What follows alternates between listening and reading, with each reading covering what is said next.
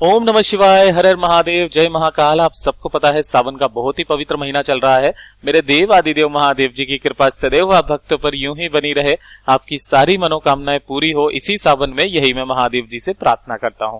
देखिए, कल है सावन महीने का सबसे पवित्र, सबसे सुंदर दिन, जिसे कहा जाता है एकादशी का दिन। अगर आपके घर में धन नहीं बढ़ रहा है, व्यापार अच्छे से नहीं चल रहा है, घर में संपदा नहीं बढ़ रही है, वंश आगे बढ़ाने के लिए, साथ ही साथ परिवार के कलेश, बीमारी को खत्म करने के लिए, और अगर आपकी कोई हृदय की बात है, मनोकामना है जो काफी समय से पूरी नहीं हो रही है, बाबा अगर आपकी नहीं सुन रहा है, तो मात्र छोटा सा उपाय करना होगा। 108 चावल के दानों वाला ये उपाय सभी को करना बहुत ज्यादा जरूरी है। पूज्य गुरु जी की कथा से सुन करके और समझ करके पूरे उपाय को बड़े ही विस्तार से बताऊंगा, परंतु उससे पहले आप सबसे एक छोटी सी गुजारिश करूंगा कि जो लोग पहली बार आए हैं, चैनल को सब्सक्राइब जरूर कीजिएगा और वीडियो को लाइक करके महादेव जी का कोई सा भी प्यारा नाम कमेंट बॉक्स में लिखना मत भूलिएगा। बहुत ही सुंदर, बहुत ही अचूक उपाय है। इस पूरे वीडियो के अंदर हम लोग 3 महा उपायों के बारे में बात करेंगे, जो कि आपकी अलग अलग मनोकामना पूर्ति के लिए सिद्ध होंगे। ठीक है, सबसे पहले बात कर लेते हैं पहले वाले उपाय की तरफ। ठीक, अब सबसे पहले ये देख लेते हैं कि जो पहला वाला उपाय है उसका बेनिफिट क्या है। अगर हम लोग उस उपाय को करेंगे तो उसका फायदा हमें क्या मिलेगा। देखिए, अगर आपके घर में धन की बहुत ज्यादा कमी है, या फिर व्यापार अच्छे से नहीं चल रहा है, नौकरी में पदोन्नति नहीं हो रही है ना, पदोन्नति के लिए भी, यानी कि ये कुल मिलाकर के पूरा उपाय धन से संबंधित है। अगर धन की समस्या आपके जीवन में है, तब आपको ये वाला उपाय एकादशी के दिन जरूर करना चाहिए। ठीक है, इसके लिए आपको चाहिए क्या क्या, ध्यान से सुनिएगा। आपको चाहिए सबसे पहले एक तांबे का लोटा, जिसके अंदर आपको अपने घर का शुद्ध जल भरना है, जो सुबह सुबह आता है ना, एकदम ताजा जल, वो वाला जल आपको भरना है। ठीक है, और इसी जल में आपको 2 से 4 बूंद, ये चीज ध्यान रखना, 2 से 4 बूंद क्या मिलाने ली है, गंगा जल। इस तरीके से गंगा जल मिला लेना। ठीक है, उसके बाद में लेने होंगे आपको 108 अक्षत, यानी कि चावल के दाने, है ना। अब गुरुदेव ने इन्हें अक्षत बोला, अक्षय यानी कि जो कहीं से भी खंडित ना हो, इस तरीके से लेना। तो पहले से इन्हें छांट लेना कि जो भी खंडित चावल हो वो आपको बिल्कुल भी नहीं लेना है, इससे दोष लगता है। ठीक है, तो 108 चावल के दाने ले लेना। ठीक है, और साथ ही साथ लेना है आपको एक गोल बत्ती के गाय माता के घी का दीपक। मैं फिर से वापस रिपीट कर देता हूं, बहुत लोग बताने के बाद में भी गलती कर देते हैं, लंबी बाती लगा देते हैं। इसमें लगानी है आपको गोल बाती, ठीक है ना। और जो घी भरो ना, वो हर किसी का मत भी आप भरा कीजिए, आप गौ माता का घी भरा कीजिए। ठीक है ना, तो गौ माता का घी का एक दीपक तैयार कर लेना। इन सभी चीजों को लेकर के कहां पहुंचोगे, मेरे देव आदिदेव महादेव जी के मंदिर शिवलिंग के पास। लेकिन जब आप महादेव जी के मंदिर में जाएंगे तो उससे पहले पड़ेंगे नंदी बाबा, है ना, जो कि बाहर की तरफ बिल्कुल शिवलिंग के समक्ष में बैठे हुए रहते हैं, रक्षा करते हैं। ठीक, तो जो यहां पर चौखट पड़ रही है महादेव जी के मंदिर की, ये वाली चौखट आप सब लोगों को दिख रही है। तो जब आप अंदर जाएंगे ना, तो अंदर जाते समय आपको वो एक दीपक जो साथ में लेकर के आए हो, चौखट के दाईं तरफ आपको इस तरीके से प्रज्वलित कर देना है। घर से प्रज्वलित करके नहीं लेकर के आना, यहां ला करके प्रज्वलित कर देना, लगा देना। ठीक है, ये हो गया पहला काम। फिर उसके बाद आप जाएंगे अंदर शिवलिंग के पास में। अब ध्यान से सुनना, इसको करने का एक नियम है, तरीका है। आपको उत्तर दिशा यानी कि नॉर्थ डायरेक्शन की तरफ मुंह करके खड़े हो जाना है ना। खड़े हो जाने के बाद सबसे पहले आपने जो एक लोटा शुद्ध जल लिया है, जिसके अंदर आपने थोड़ा सा गंगा जल की मात्रा मिलाई थी, 2 से 4 बूंदे, उस जल को आपको अपने दोनों हाथों से पकड़ना है। और देखिए, दोनों हाथों से पकड़ के आपको जल किस तरीके से समर्पित करना है, वो चीज ध्यान रखना धन प्राप्ति के लिए। ठीक है ना, आप जब उत्तर दिशा की तरफ मुंह करके खड़े हो जाओगे, यानी कि आप दक्षिण दिशा में खड़े हुए हो और जो जलाधारी का मुख है वो उत्तर दिशा की तरफ है, तो आपको पीछे से यहां से आपको जल समर्पित करना है मेरे देव आदिदेव महादेव जी को। एक धारी से धार टूटनी नहीं चाहिए, और यहीं पर धार को समर्पित करते हुए धीरे धीरे करके ओम नमः शिवाय, श्री शिवाय नमस्तुभ्यम का स्मरण करते रहना है। और इसी धार को आपको यहां से चलाते हुए कहां तक लेकर के आना है, जलाधारी तक आपको समर्पित करना है। ठीक है, पीछे से आप जब समर्पित करेंगे यहां पर शिवलिंग के ऊपर, तो धार जो चल रही है वो टूटनी नहीं चाहिए, यहां से लेकर के और आपको ऐसे ऐसे ऐसे आते जाना है, कहां तक, जलाधारी तक। यहां तक ला करके आपको एक धारी से समर्पित करना होगा जल की धार को। ठीक है, ये तो हो गया पहला काम। उसके बाद में आपको यहां पर बैठ जाना है। अपने दाहिने हाथ में, जो आपका सीधा हाथ है ना, राइट हैंड, अपने राइट हैंड में उन 108 चावल के दानों को लेना और उन 108 चावल के दानों को राइट हैंड में लेकर के जो उल्टा हाथ है उसे उसके नीचे लगा करके महादेव जी से अपना नाम और गोत्र बोल करके अपनी कामना कहना, ठीक है ना। अपना नाम और गोत्र पहले बोलना, उसके बाद में अपनी कामना करना कि मेरे घर में धन की बहुत ज्यादा कमी है, व्यापार अच्छे से नहीं चल रहा, या फिर नौकरी में पदोन्नति नहीं हो रही है, ऐसी कामना करके और इन सभी चावल के दानों को आपको शिवलिंग पर समर्पित नहीं करना है। काफी लोग वीडियो पूरा नहीं देखते हैं, गलती कर बैठते हैं। आपको समर्पित करना होगा माता अशोक सुंदरी के स्थान पर, ठीक है ना, पूरे के पूरे 108 चावल के दाने।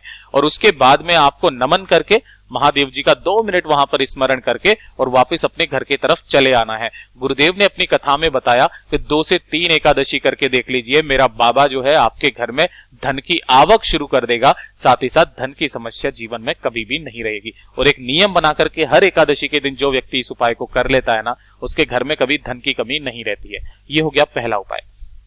बात कर लेते हैं दूसरे वाले उपाय की तरफ। तो धन, व्यापार, नौकरी से संबंधित हो गया। अब ये जो दूसरा उपाय है यह है संपदा से, है ना। संपदा का मतलब क्या है? आपका घर आंगन फले फूले, ठीक है, आपका वंश आगे बढ़े, ठीक है। तो सभी के मन में यह चीज रहती है कि वंश को आगे बढ़ाने के लिए उनका इच्छा रहती है कि पुत्र प्राप्ति की इच्छा, संतान प्राप्ति की इच्छा, और वंश को आगे बढ़ाने के लिए पुत्र की जरूरत होती है। तो पुत्र प्राप्ति की इच्छा काफी जनों के होती है, ठीक है ना। जो भी नए दंपति हैं वो भी चाहते हैं, जिनकी शादियां नहीं हुई हैं वो भी यही चाहते हैं, ठीक है, या फिर जिनके बच्चे हो गए हैं उन्हें चाहिए कि हमारे एक और पुत्र हो जाए। तो उनको ये वाली एकादशी पर जरूर करना चाहिए, क्योंकि कल जो एकादशी पड़ रही है वो है पुत्रदा एकादशी, है ना। कौन सी एकादशी है?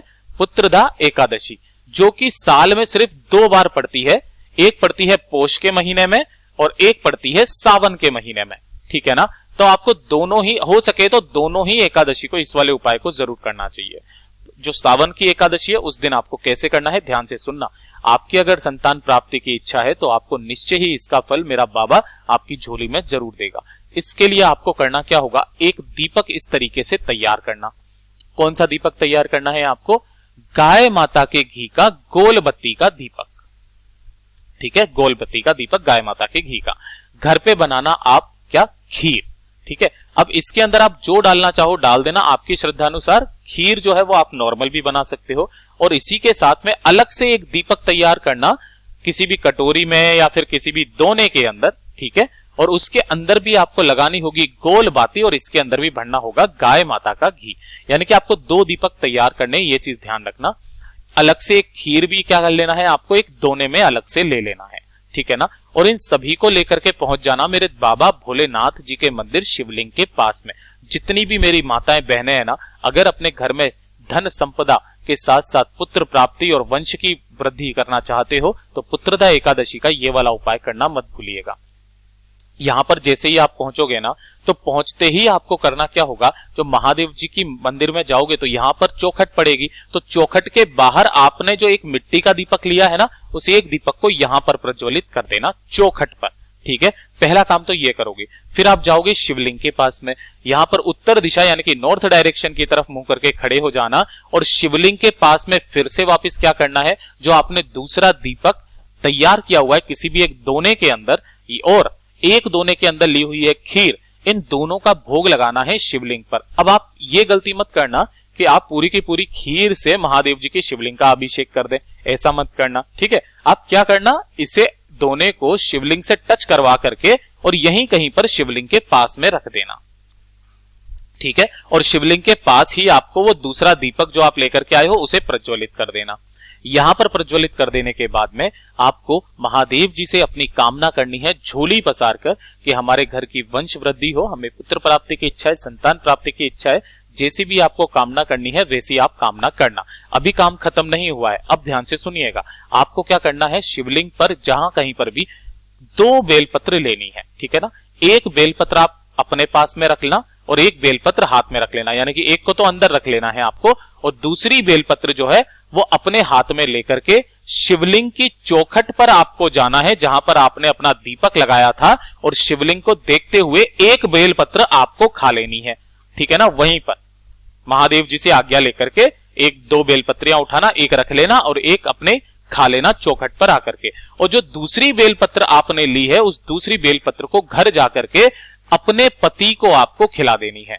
देखिएगा मेरे बाबा ने चाहा, उनकी आज्ञा हुई, उनका आशीर्वाद हुआ तो आपकी पुत्र प्राप्ति की इच्छा भी पूरी होगी। अब ध्यान से सुनना, अगर आप वहां शिवलिंग के पास में गए और आपके पास में वहां पर शिवलिंग पर कोई भी बेलपत्री रखी हुई नहीं मिली, तो आप अपने साथ ही 2 बेलपत्री लेकर के जरूर जाना, उन्हें चढ़ा देना और चढ़ाने के बाद उन्हीं दोनों बेलपत्रियों को, एक को आपको खा लेना है और एक को अपने पति को खिला देना है।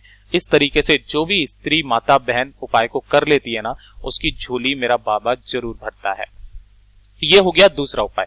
अब बात कर लेते हैं तीसरा उपाय, और आज की इस वीडियो का सबसे आखिरी, अंतिम और सबसे सुंदर उपाय, सबसे सरल उपाय।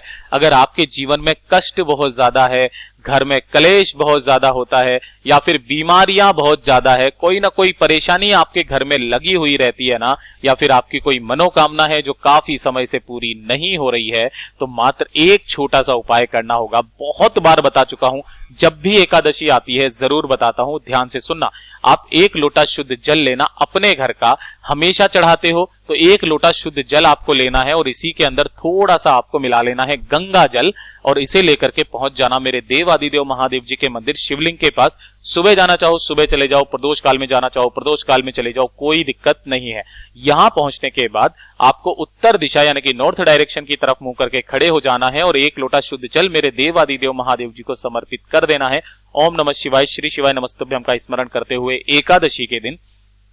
और उसके बाद जल समर्पित करने के बाद आपको 3 बार एक शब्द बोलना है, वो है स्वधा स्वधा स्वधा। ठीक है, 3 बार आपको ये शब्द बोलना है।